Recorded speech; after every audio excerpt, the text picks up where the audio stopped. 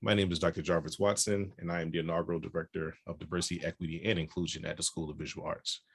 My pronouns are he, him, his. I would like to welcome you to a new video podcast called Diversity in 3D. The 3Ds stand for Defining and Deconstructing Through Dialogue. The mission of this podcast is to spread awareness, education, and unity through discussions that focus on topics affiliated with diversity, equity, and inclusion. As a campus, we will be successful in our mission if we are able to identify and address those issues that we do not understand or may find discomforting. Through this video podcast, we will take one of many steps to address these challenges through authentic dialogue and discourse. Throughout the year, we will be interviewing different members of the DI task force, as well as members of our community, to discuss various issues in detail. Today, I'm happy to have two dynamic SBA student leaders joining us on our third episode of Diversity in 3D, DuBoulay and Elena Kim. Thank you all for being here today. Thank you for having us. Yeah, so just to let you know, and they'll talk a little bit about themselves. DuBoulay is a co-president of LGBTQ SBA student organization, and Elena Kim is the co-president of LGBTQ SBA student organization. Together, they do some dynamic things that they'll share with you in a few seconds. Today, I'll provide an opportunity for them to provide a little bit more of their background, but it's important for me to point out that they are two representatives of a small but powerful group of students that make up what we call the Multicultural Student Union.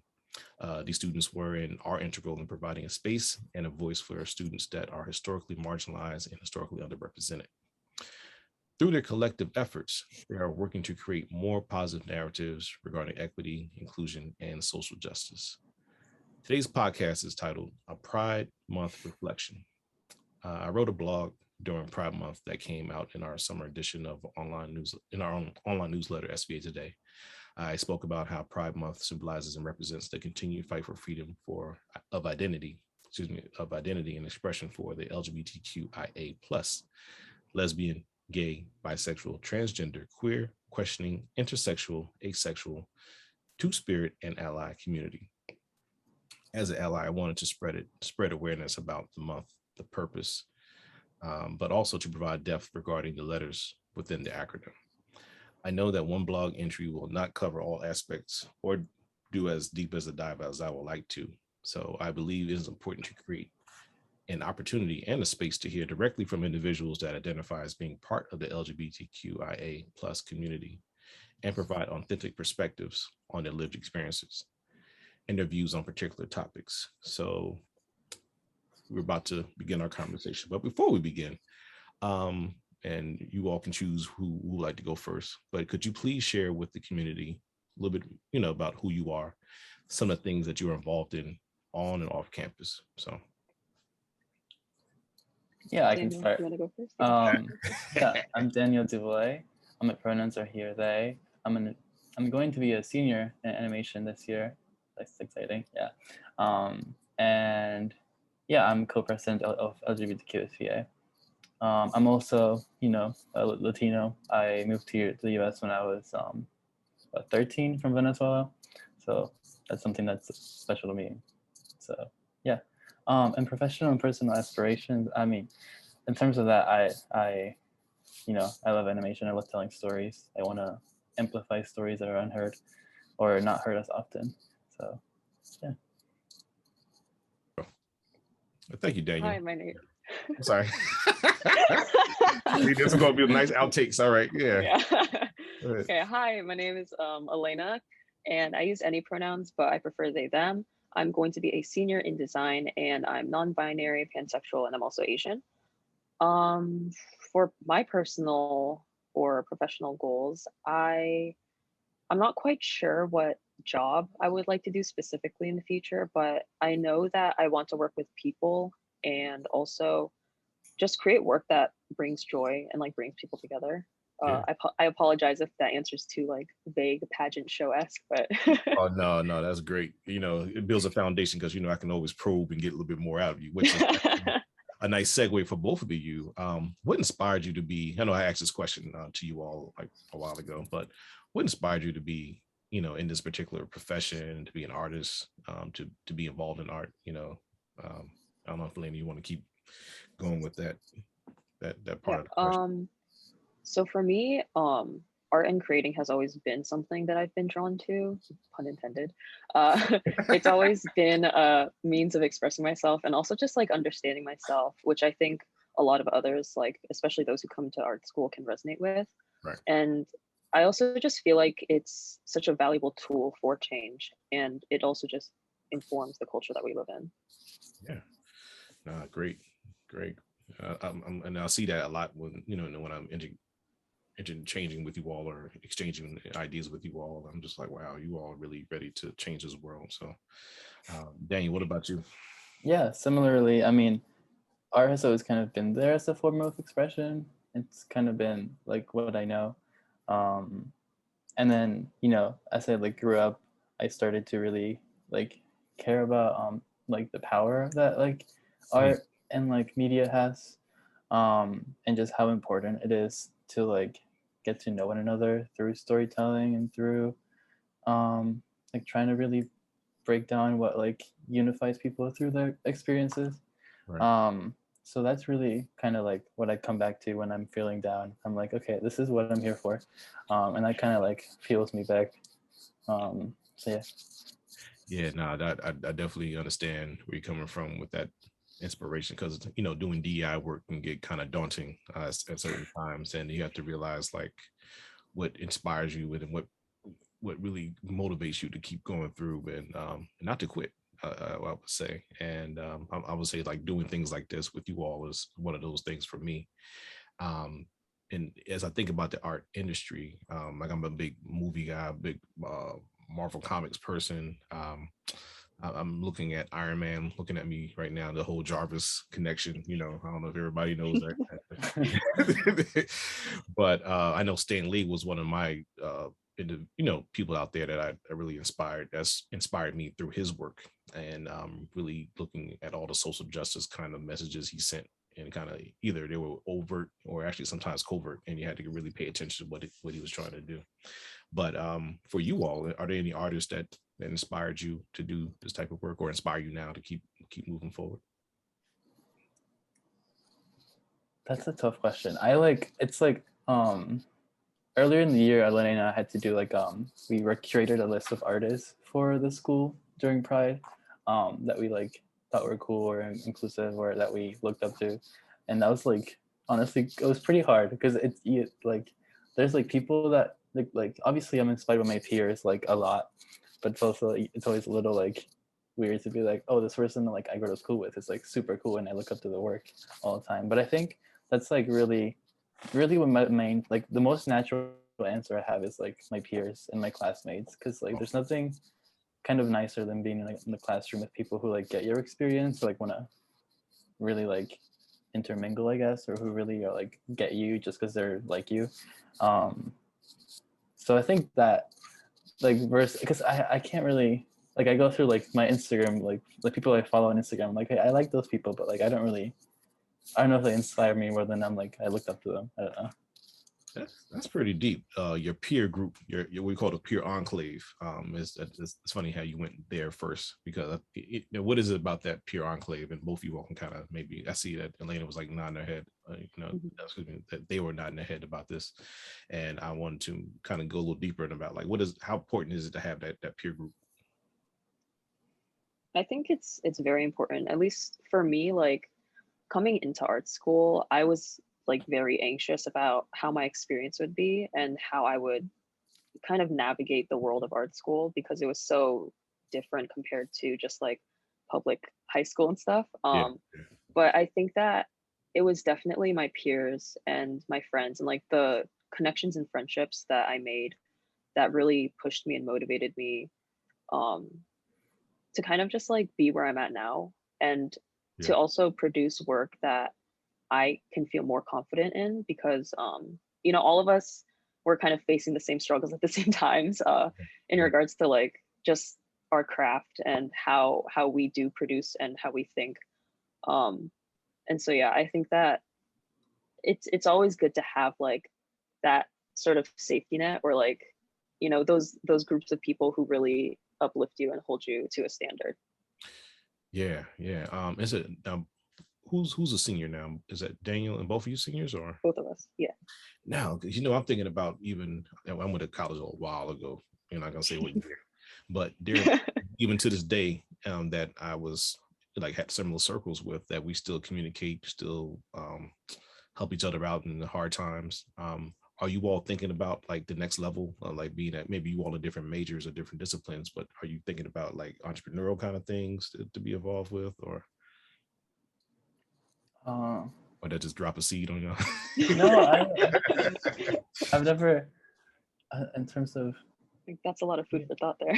Yeah, I definitely think that like the connections that I've made here and the people that I've met here are going to be important to my life for a long time, because they've seen me go from where I came to like how I came to school to like where I am now. Yeah. So yeah, but I'm not sure about like I don't know, like business stuff. These ties, like I said, these college, these like undergrad ties really go a long way, and it'd be amazing to kind of see, where it may go down the road, because all the things that you all experience here, it's really important that you keep those ties. It's more, I sound like an uncle now, like make sure you stick together. No, I mean that's good advice. Yeah. Just don't take that for granted, man, because it's those bonds are really, really significant. And I know that being that you are both leaders of a student organization, being, I guess, in SBA, you are really involved in your craft. So it takes a lot. I'm not sure, how many hours you think it might take per week for you all to kind of do like a project or like a class? Do you feel yourself like wee hours in the morning, wee hours of the night? It's like days. No, I don't know about hours. Yeah. Yeah. So to put all that time in, what got you interested in being leaders and being students at SBA? Well, I was kind of settling into my own identity coming into college. Yeah. And I felt that being a club leader would kind of facilitate in that, and also in meeting with and connecting other queer folk at SBA with each other. And I was also friends with Daniel. So I kind of proposed to him like, oh, would you like to have this position as co-president with me? And here we are. See, I'm telling you, it's already starting. So you all friends, build the empire. Yeah, what about you, Dave? No, yeah, I think similarly, I was just interested in becoming more involved and really like getting to know more people and really like, contributing to a sense of like community, even though, because SVA, I mean, there's a lot of queer people at SVA, which I'm super thankful for. But I don't know if we sit down and talk about like our issues and or like if we sit down and like learn about new things together or things like that. So I think, similarly, just wanting to be more involved is what kind of drew me in. I mean, obviously Elena prompted it, so like there was that. So it's good. That's good. That's a good nudge right there. Yeah. So I guess one of the questions I had with you was like, are there any accomplishments that you can think about that, being a part of leadership? I mean, I'm proud of this. We're proud of doing, as you look back at your legacy, being at your seniors, you kind of, look at it. I was a part of that, or I inspired that. Is there anything that stands out to any of you? Yeah, there's a couple things that come to mind immediately. One of them being MSU. I think that's really one of the most important things I think I've been a part of at this school. Just the fact that there wasn't anything like that before, and that it was just like for context, like MSU is a multicultural student union. Yeah. And during last summer, a bunch of the cultural clubs came together to kind of form a coalition where we would kind of tackle the issues that we saw being highlighted at SVA on social media and stuff in response to Black Lives Matter, like movement and resurgence. Resurgence. But right. Thank you for saying that. Yeah. And so that's something that has been really, it feels fulfilling. And I mean, we wouldn't be here maybe without it, like in this very moment. So that's something that really sticks out to me. Yeah, dang, great. Elena. Yeah, I agree. I think that that definitely was like the biggest push for change Yeah. that like we've experienced as a club. And I'm just like really happy that we were able to be a part of it and kind of put into words what a lot of people wanted to say, Yeah. but you know, they were just too scattered, I guess. So kind of putting all the cultural clubs together and thinking of, you know, how exactly we can enact positive change and progress at this school was definitely something that was a huge accomplishment for us.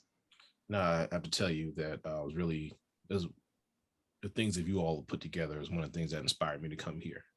You know, to know that there was a student, group of students coming from all backgrounds, but it really had this like central thing that inspired you all to come together, but also invoke change and hold us accountable as well. You know, just based off the conversation we had the other day, there's this aspect of not just talking about it, but also seeing some type of movement and what you all put together. I mean, I've seen a number of different students or student leaders put some things together. But the way that you all put it together was so like professional and so dedicated. I said, I have to be here. I have to be with these students. I have to be connected. And I'm really glad to be in the circle with you all. And glad you all, you know, I think we're still building trust, but to know that we were having this conversation and building upon what you put together last summer, which is also the extension of legacies coming before you as well. So just want to say I'm really proud of you for doing the things that you all are doing. Yeah, But was, you know, no problem. Yeah.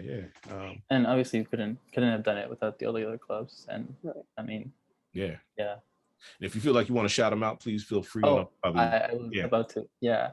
Well, it's kind of funny how we all met. Well, not funny, but the way that we all met was through, we knew each other, I guess. But the way that we came together was through a town hall that La Bodega started.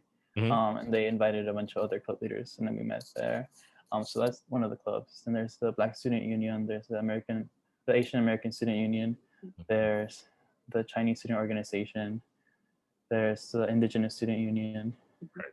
I think in the beginning there were a lot of like other clubs that weren't necessarily culture clubs that were helping out.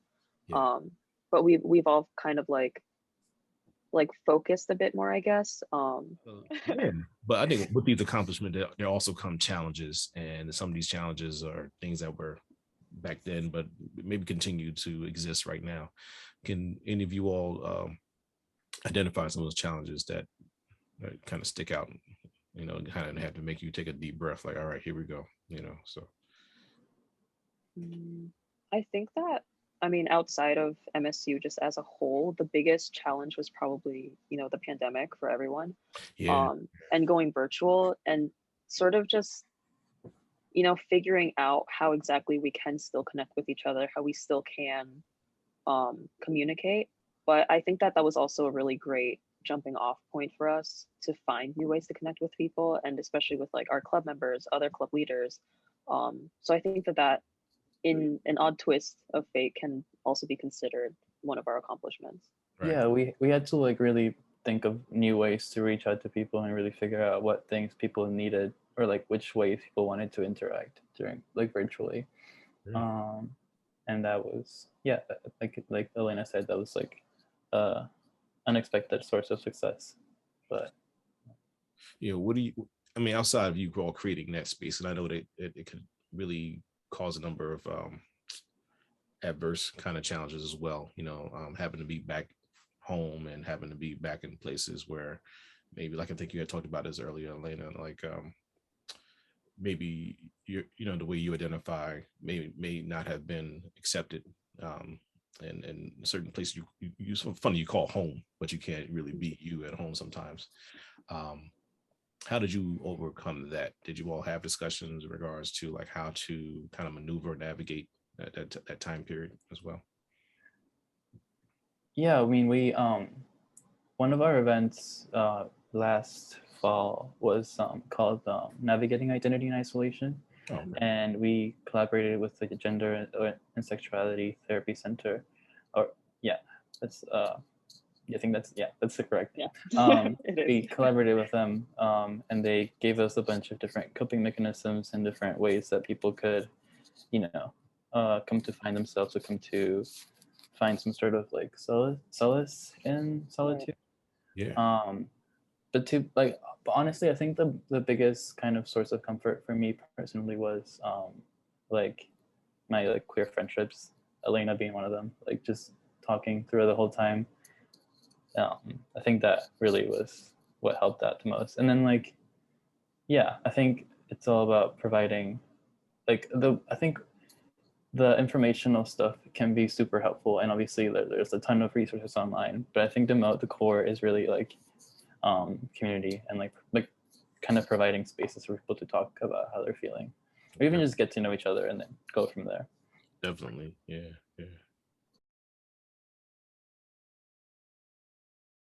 No, thank you all for sharing so far. And I really, like I said, and I'm really proud to work with you all in this setting.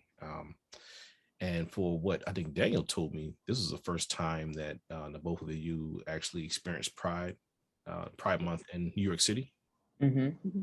Okay, so we start from anywhere you like to, but can you describe that experience of like Pride at NYC as opposed to like somewhere other than where we are? So you're from the Florida area, I think. Daniel and Elena, where are you from? I forgot what you said you're from. I'm from like Nova, from the DMV area, so like Northern Virginia, in the DC Maryland Virginia, Gotcha. DC Maryland Virginia tri-state. Right. So yeah, let's talk about this. Yeah, I don't know who wants to go first. I see you smiling already. Like you have stories already, so you can share whatever you like, But talk about that experience.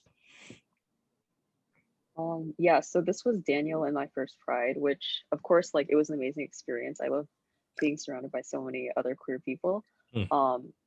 The ambiance, I guess, was definitely celebratory, and it was very nice, seeing so many people like very openly be themselves in public, because I feel like a lot of the time you just pass by people on the street, and it's just assumed that everyone is like straight and cisgender, unless like, I guess, unless you like actively show that you're queer. What I really took away from Pride in New York City, though, was that Pride for me, like, it's for celebrating who we are and how far we've come, but it's not for being content with what we have. And I think that that aspect of it is sometimes neglected for the celebratory part. Because there's still so many issues, not only outside of the community but within it, and there still is a need for work to be done to make queer spaces and queer voices more intersectional. So that's really like what I took away from my experience. But I don't know, Daniel, how did you feel? No, yeah, I think also the fact that this year there wasn't like a main big corporate parade, kind of kind of changed. It kind of altered, huh? Yeah, I've heard of conversations about the corporate aspect of it. Yeah, you want to go a little bit? Yeah. So like this part, like this year there wasn't, because obviously there couldn't be, because we were not at like that kind of open capacity yet, I guess. And that kind of made it so there was a lot more like grassroots kind of movements and grassroots kind of marches, which I thought was really like, I mean, it was nice. It's like it's nice to be reminded of where Pride started, and Pride was a riot, Pride was a march. So like, yeah, I think that part of it was really reinvigorating, and I'm kind of, I don't know, I mean, yeah, I'm kind of thankful for the fact that we got to experience a more like grassroots, like led by people kind of first Pride.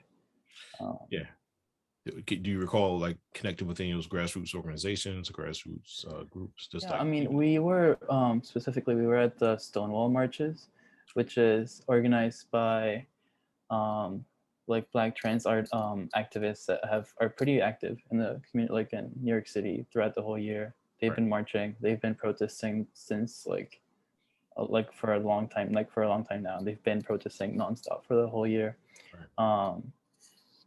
And yeah, so that was the march we were at. I forget the name of the organizations. I mean, I can shout out the activists, but I don't know if that's I think it's more about the exchanges of Yeah, interaction. I mean, it's super inspiring to see young people like Joella Rivera and like Queen Jean leading those spaces and like being unapologetically themselves and kind of holding people accountable and reminding people that, hey, there's like all these issues that you're not thinking about when you're at the bar and you're drunk and you're just having fun. Right.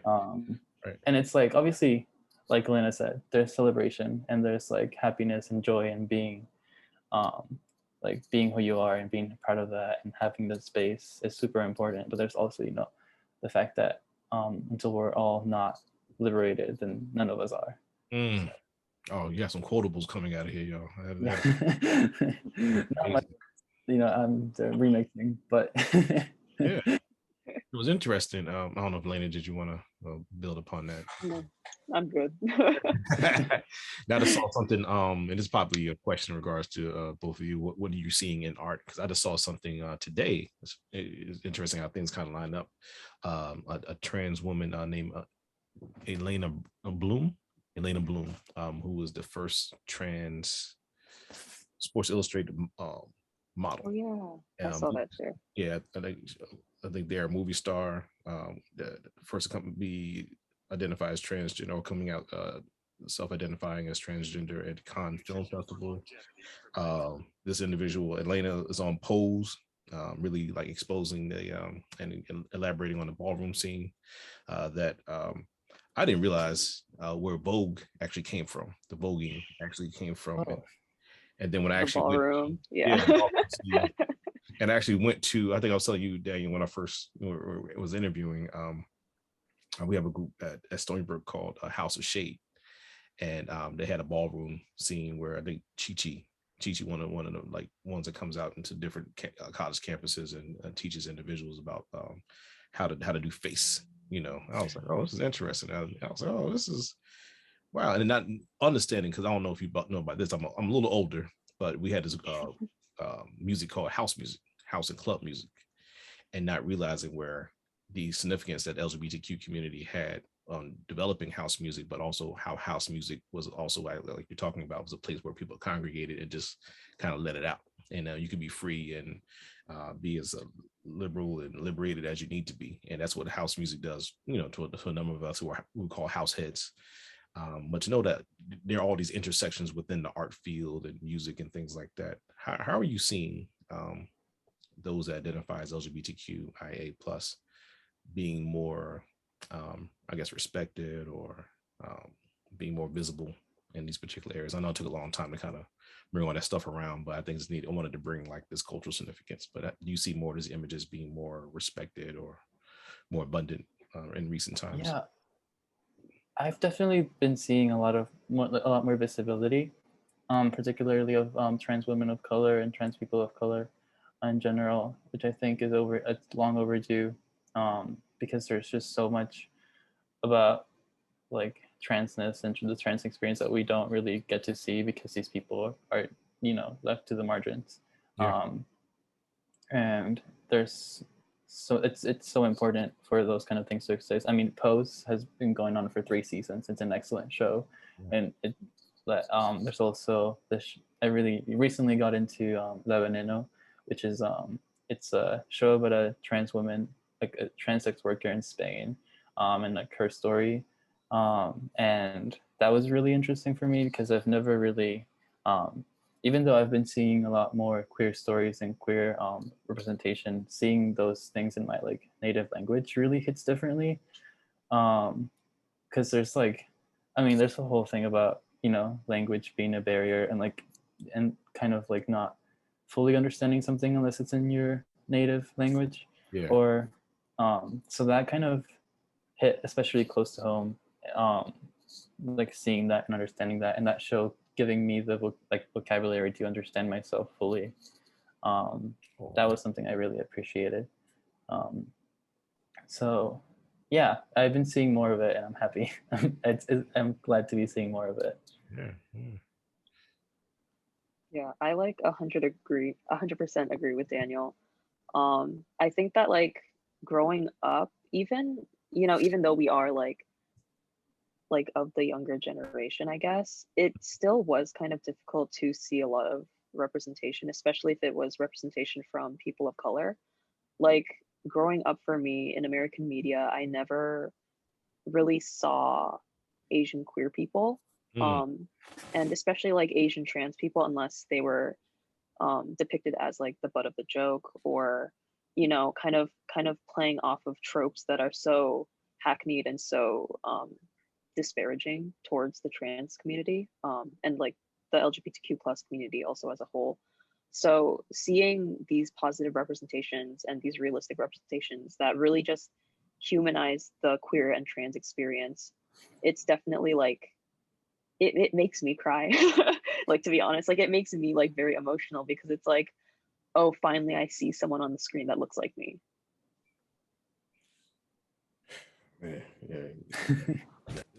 Man, stuff is heavy, and that's why I just love being at SBA, because I think you all, I honestly think, I know that you all have this power of agency and this power to develop more narratives. And seeing all these experiences that we just kind of talked about, how does this affect you all as leaders, as you go back and not just, working with your peers in the leadership capacity, but also in the classroom as you are trying to, and connect with the professor or connect with the other peers in the classroom as well, to get your point across and to make sure that, these tropes don't continue to be perpetuated, and the negativity that sometimes comes along with being the other or being othered in some of these mediums. How does that affect you all?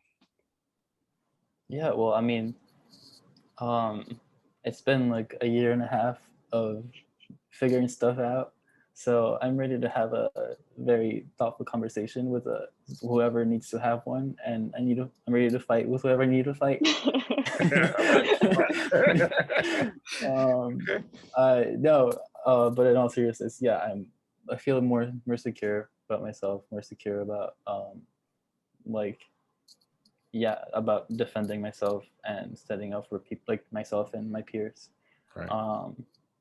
So, but yeah, where there's like been times where maybe I haven't said something in class or I haven't spoken up, I think I would be doing a lot of that. So, yeah. Thank you. Yeah, because it's not easy. It's not easy. No, I love that though. Elena. Yeah. I mean, for me, I feel like in the similar vein, like I will speak up if someone, if someone is misinformed about things. And I think it's also just like being, if that makes sense. Like not, at least one of the projects that I worked on this past year was like a queer dating app. And a lot of, I feel like I don't really put that aspect of my identity into my work sometimes, because it is design. So I feel like sometimes compared to majors like animation, it kind of gives less leeway for that aspect of like self-expression. Mm-hmm.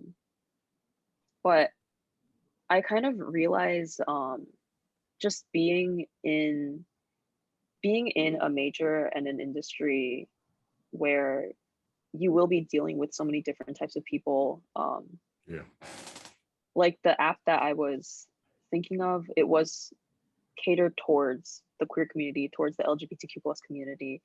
And I think it interested me because this interaction was very interesting, because there was sort of a disconnect with the importance that I felt with my app and how other peers or professors kind of looked at it, because I feel like it was kind of seen as well, this app isn't really necessary because you can just have the apps that we have now but include more identities and stuff, and it would be the same thing. But so the reason why I wanted it to be a queer focused app is because I feel like a lot of the available apps that a lot of people know, like Hinge, Tinder, other dating apps and stuff, they are focused solely for a cisgender straight demographic. And a lot of the times I've found that queer people, and especially gender nonconforming people, don't feel comfortable on those apps, because when they do have interactions with people who aren't familiar with the LGBTQ plus community, it's a lot of them having to explain themselves or having to justify who they are. Right. So I wanted to create an LGBTQ plus focused app so that it would be a safe space for queer people to, you know, just have regular relationships and talk with people. Yeah, and I remember like talking with you while you were working on this. Like, it's different to have an app that exists and then cater and then, you know, alter it for queer people than to like do something that's meant for queer people from the start. So.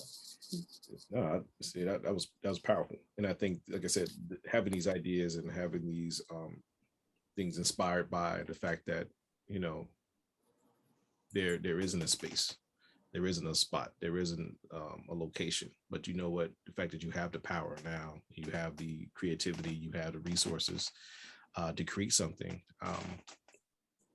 is really connected to your leadership and connected to why you're a leader, and think about the amount of people that you will be affecting positively by doing that. And I think even connected with what Daniel was saying, you can actually speak a certain language in there that you could be free to kind of like, oh, I already know that jargon, I know that language, and that gives us another sense of power, as well as affirmation, to know that you can just kind of like say things, you don't have to explain it. Well, when I say this, I'm oh yes, I'll pause for a second. When I say this, and then you got to break it down. It's like, how tiring is that each and every day, each and every time that someone's like, well, could you explain that? And it's like, okay, you know, there's this link that I'm gonna share with you that you can go read about yourself. So I'm gonna keep talking, you know.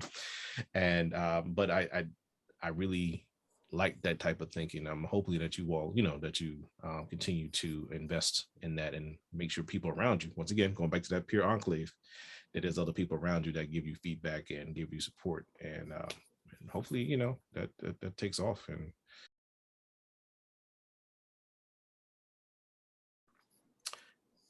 is there any words of wisdom or anything that you would need from us as administrators or SBA, or things that you might want to share with your fellow peers about?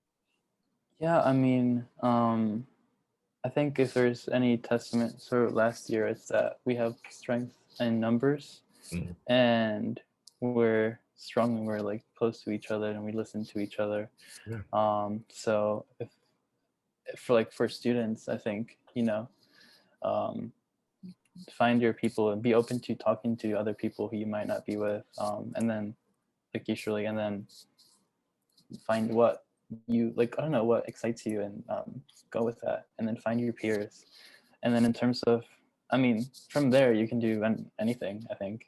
It sounds cheesy, but I think it's true. If you have the support you need. And obviously I'm itching to get back to campus, and I'm like, I want to meet people and like talk to them, and you know, we'll be here for that. Definitely as co-leaders. Yeah, I agree with that sentiment. I think that finding community is just so important. A lot of the times when people are just on their own, they feel like they can be really lost and not really know what direction they want to go in. But having that group of people who you can go to and who you can ask for advice, who you can just talk to honestly, I think that sense of community is so important for, you know, personal growth, for just flourishing in any environment.